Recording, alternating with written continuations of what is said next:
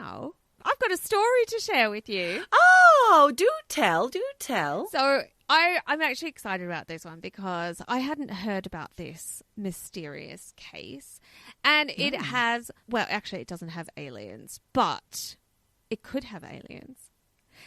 So what are you on about? So you know I love a good UFO mystery. Yeah, but you've just said it's going to be about aliens, but it's not about aliens. So now I'm really confused. Well, what about UFOs? Could it? Oh, okay. Right. It's a UFO mystery. Okay. I'll give you that. Yes. You can have it. So I'm taking you to Canada to look at what is probably Canada's most well-known unsolved USB stick. USB. Honestly, it's such an unsolved USB. It's an unsolved UFO mystery. Great. So cast your mind back. Actually, don't even bother. Just listen to me. Right. May 20, 1967. So a guy called Stefan Michalak. I don't actually know if that's how you pronounce it. Michalak. Yep. Anyway, Stefan, we're calling him. He set off into the wilderness around Falcon Lake, which is about 150k east of Winnipeg. And I didn't actually know where Winnipeg was, so I looked it up. Yep. It's in the province of Manitoba, and it's actually not too far from the US border, across two states, North Dakota and Minnesota. Mm-hmm. So Stefan was 51 at this point. Yeah. Why do people walk off into the wilderness like that, though? Why? Well, you'll find out, because he was an industrial mechanic, but he was also a bit of an amateur geologist. Yeah. And his hobby was going out into the wilderness around Falcon Lake, prospecting for quartz and silver. Okay. Yeah. That was his thing. Oh. You know, he'd go out with his little pickaxe and he'd look around and go mining. And I think he was quite good at it and finding, you know, valuable bits of quartz and whatnot. Because in 1966, a year earlier, he'd staked some claims on a bit of land. And in 1967, on the May long weekend, he decided to go and explore a bed of quartz he'd found along the Precambrian Shield, which I think was on part of the land that he'd found quartz on, and he was quite excited about it. So as he was poking around, looking into the quartz kind of that he'd found, he was sort of pulled out of his focus because he heard this gaggle of geese nearby suddenly just go crazy and start honking and flapping around. And so he was kind of looking around like, what the fuck's going on? And he looked up into the sky and he saw two cigar-shaped objects with a reddish glow just hovering in the sky, really close, about 45 meters away from where he was. Mm-hmm. And then while he was looking at these things in the sky, one of them started descending. Oh, no. Oh, yeah. One stayed in the air. The other one started descending. Is it dark? No. Oh, God. No, it's not dark. It's not dark.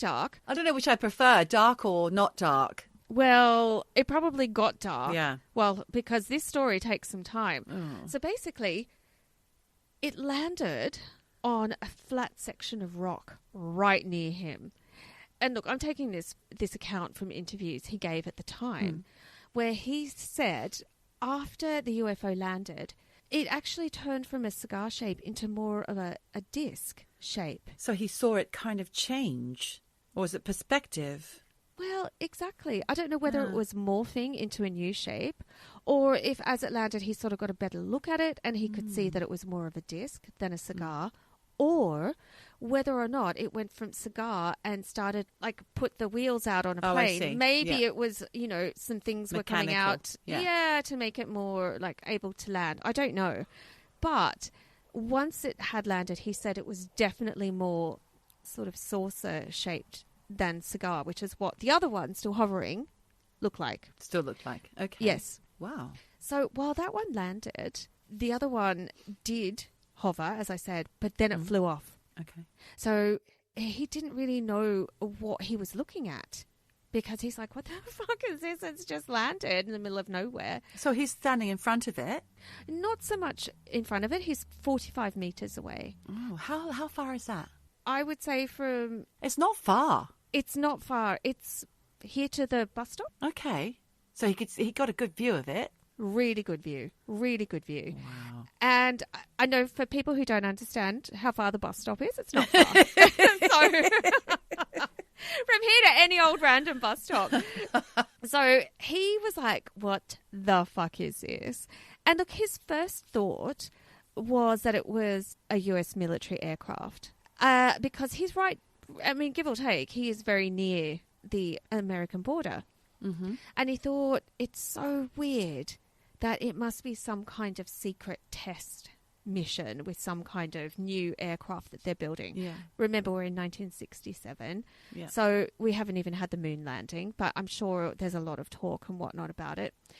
And he thought, I bet this is landed because they're having some technical difficulties. Mm. And, you know, he's a mechanical engineer. So anyway, he thought, I'll just leave it. But he didn't have a camera because in those days he didn't travel with one. And it's not, you know, no one has like an iPhone or anything. But he did have a sketch pad. So he takes it out and he starts sketching and drawing this UFO. Next best thing to an iPhone. Yeah, pen and paper, people. Yeah. Old school. The thing was, he just took his time. He wasn't quick about doing this sketch. And he reckons he spent about half an hour sketching this thing. So he's just sitting there, like, really taking his time. So nothing's getting out of it. Nothing's getting out of it. And I don't know why he thought this was a good idea, but he thought to himself, I'm going to go over and check this thing out. Oh, my God. Yeah. So he packed up his sketching stuff and he started walking towards it. And the first thing he realised was that as he was walking closer, the air suddenly seemed a whole lot warmer the closer he got. And then he said there was also a really strong smell of sulphur. Oh. And he said he could hear the whirring of motors and a hissing of air sound. Oh, my God. He also said as he approached, he could hear voices. Really? And he said they sounded human. Oh, my God. He couldn't make out what they were saying. And remember, at this point, he still thinks it's a military craft. Well, it sounds like it bloody well is, to be honest. Do you remember Rendlesham?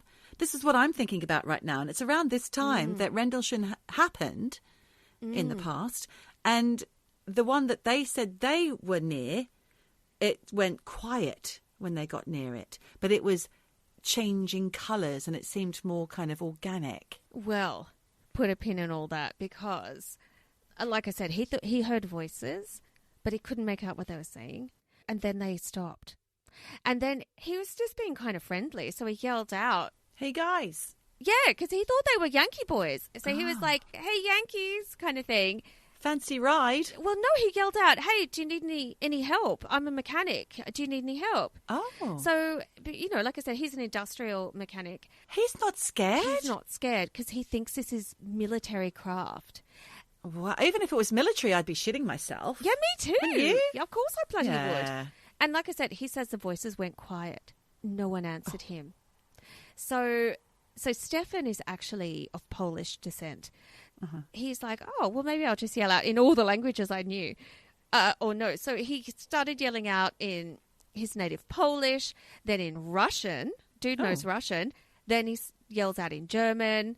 I mean, clever guy. He's got all the languages. Perfect person to stumble across a UFO. Especially if he thinks it's a military and he's speaking Russian, like, crazy. But thing is, not a peep from that UFO. Nothing. Wow. And all he could hear, no more voices, just the whir and the hiss of this spacecraft. Instead of turning away and going back to his quartz prospecting, which is probably what I would have done, no.